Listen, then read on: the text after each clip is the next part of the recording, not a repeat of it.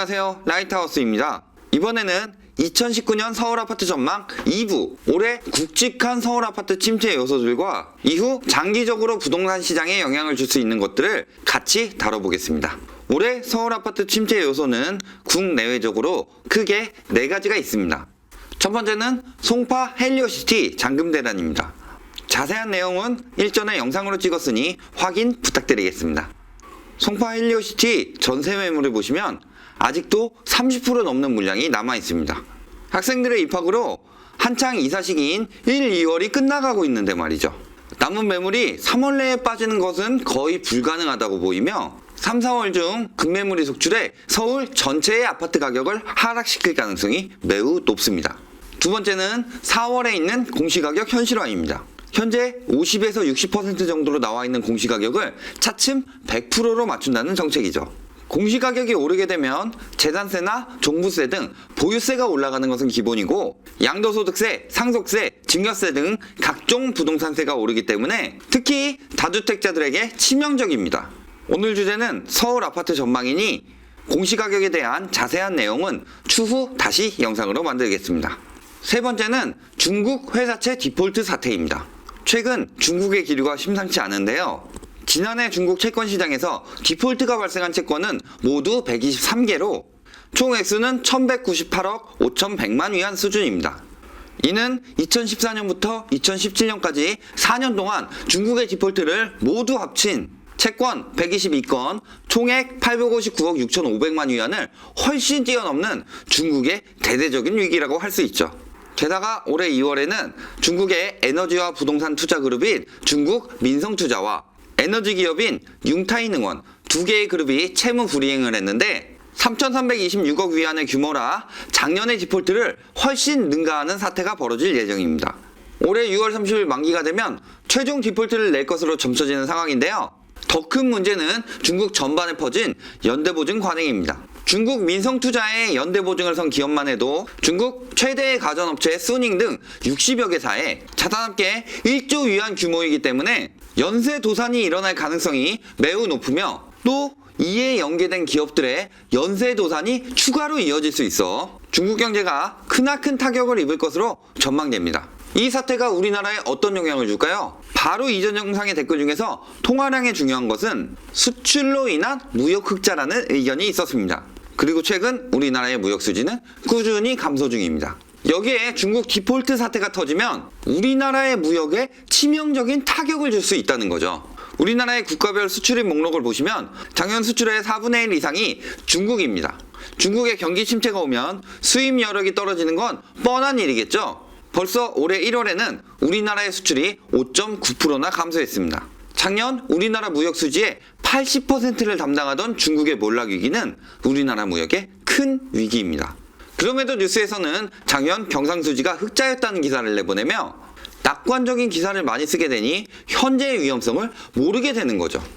네 번째는 저금리입니다. 일부 영상에서도 저금리로 인한 여파를 말씀드렸었는데요. 우리나라는 올해 기준금리가 동결이라는 기사가 나왔습니다. 미국의 경우는 올해 동결 또는 한 차례 인상 가능성까지 다양한 방안을 열어놓았는데 말이죠. 전미실물경제협회의 전문가 100명 중 가장 많은 23명이 미국의 기준금리가 2020년까지 3%로 오를 것으로 예측하고 있습니다. 그리고 전체의 59%가 현 금리보다 상승을 전망하고 있죠. 이는 한두 차례의 추가 인상이 될 가능성이 높다는 뜻인데 만일 예측대로 3%까지 올라가게 되면 우리나라와의 금리 차이는 1.25%까지 벌어지기 때문에 외화 유출의 가능성이 점점 더 커지게 됩니다. 이외에도 지난 영상들에서 설명했던 대출 규제, 역전세난, 강동 공급폭탄 등 다양한 지표들이 있는 만큼 2019년 서울 아파트 전망에 반등은 없을 것으로 보입니다. 장기적으로는 어떤 억제가 있을까요? 첫 번째는 경제인구 감소입니다. 연령별 인구수를 보시면 현재 50대가 가장 많고 점점 더 젊은 인구가 줄어들고 있습니다. 고용상 연령차별 금지 및 고령자 고용촉진에 관한 법률 제4장 19조에 정한 정년퇴직 나이는 최소 60세입니다.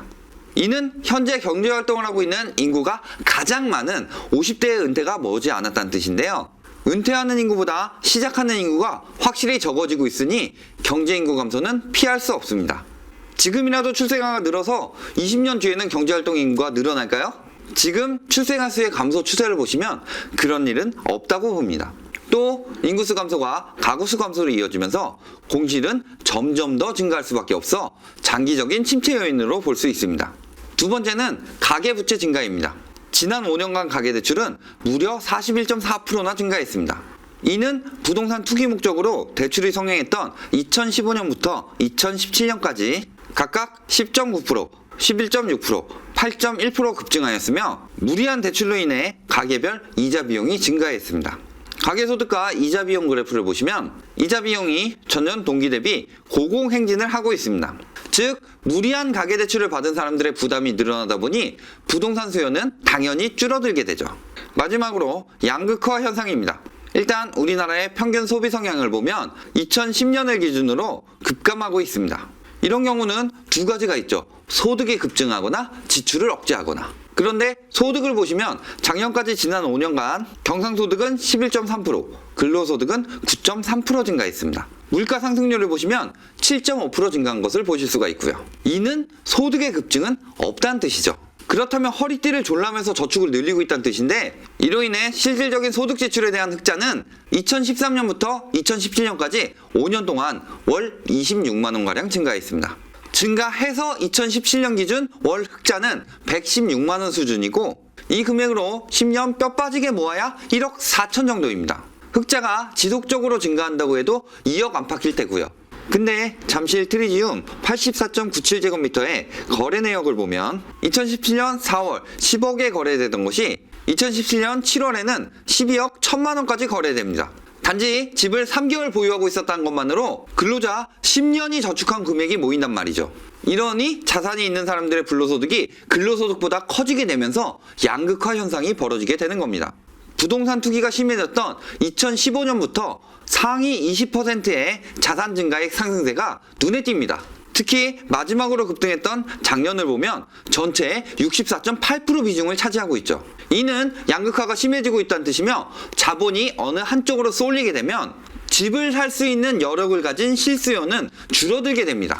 그렇다면 이 상위 20%가 집을 살까요? 다주택자 규제가 심해졌기 때문에 그러지는 않겠죠. 즉 양극화 현상도 서울 아파트 수요를 감소시키는 요인 중에 하나입니다. 결론적으로 2019년 서울 아파트 전망은 단기적으로도 아파트 가격 하락 요인들이 많고 장기적인 부동산 시장 악재까지 겹치게 된 상황입니다. 따라서 현재 잠잠하게 있는 갭투기꾼들 뿐만 아니라 길게 보고 올해 부동산을 구매하려고 했던 사람들 역시 관망세로 전환하게 될 가능성이 매우 높습니다. 따라서 당분간 서울 부동산 시장은 거래 절벽이 예상되는 만큼 앞으로 매매가 하락, 역전세난, 깡통주택 등으로 경매 물건이 속출할 수가 있는 상황입니다. 수요 공급의 문제뿐만 아니라 정책, 금리, 세계 정세, 인구 감소, 가계 부채까지 총체적인 난국이기 때문이죠. 정세가 불안하면 내수 경제 활성화를 위해 부동산 시장을 활발하게 만든다는 의견도 있으나 가계 부채가 위험 수위에 이른 지금 부동산 버블은 나라를 망하게 하는 지름길입니다. 그런데 우리나라의 20대는 원래 관심 있었던 소수 아니면 어렸을 때부터 부모가 부동산으로 돈을 벌였던 자녀들 정도를 제외하고는 부동산에 관심을 가지고 있지 않습니다. 아니 부동산 정보를 알려고 하지도 않습니다. 왜냐? 나랑은 먼 일이라고 생각하니까. 앞에서 말했듯이 10년을 모아도 집 하나 구하기가 힘들다고 생각하기 때문입니다. 그러면 어떻게 될까요? 부동산 가진 사람들은 부동산 안정화 정책에 반대하고 가지지 않은 사람들은 관심이 없으니 언론 기사만 보고 집값이 떨어지면 큰일 나는구나 하고 생각하게 됩니다. 이러한 인식이 퍼지게 되면 부동산 안정화 정책은 결실을 맺지 못하게 될 수도 있습니다. 따라서 부동산은 의식주와 직결이 되는 문제인 만큼 국민 모두가 관심을 가지고 알고 있어야 올바른 길로 갈 수 있습니다. 그러기 위해서는 지금은 부의 양극화보다 이직의 양극화가 먼저 없어져야 할 때입니다. 그런 날이 올 때까지 저희 라이트하우스가 함께 하겠습니다. 오늘 영상이 도움이 되셨다면 좋아요와 구독 부탁드리겠습니다.